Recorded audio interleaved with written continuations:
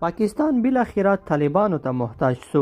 پاکستان د څه لپاره او کله کابل ته پلاوی رالیږي؟ تازه د پاکستان رهبرانو څه پرېکړه کړې ده؟ جزئیات په ویډیو کې را سره وګورئ او چینل ضرور سبسکرایب کړئ. لیدونکو السلام علیکم.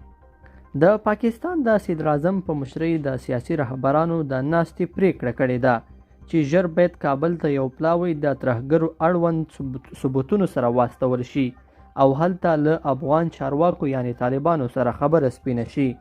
د سیاسي مشرانو کمیټې دغه راز خپل حکومت ته اجازه ورکړې ده چې د ترهګرۍ ضد د استخباراتي معلوماتو په اساس دې په سیمه کې عملیات هم وکړي. بلخوا د پاکستان مرکزی بانک وايي خزانه کې مو 592 میلیونه ډالر نور هم راکم شول. وايي 3 میلیارډ او 90 میلیونه ډالر را پاتې دي. بلخوا د امریکا د ملي امنیت شورا ویان جان کربي امریکا غږ ته وویل طالبانو موږ ته په دوحه کې او د کابل له نیولو وروسته ژمنه راکړې وه چې مسؤلانه حکومتولي به کوو او د ښځو د حقونو برخه کې شوو پیشرفتونو ته به درناوی کوو، خو ګورو چې اوس دوی سرغړونه کوي. وایي طالبان له نړیوالې ټولنې مشروعیت او مالی مرستې غواړي.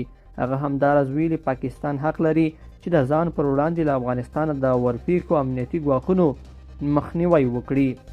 لیدونکو په دې هیله چې دا مطلب به مو تر پایه لیدلی وي. که مو ویډیو خوښه شوې ویډیو لایک کړئ او چینل سبسکرایب کړئ.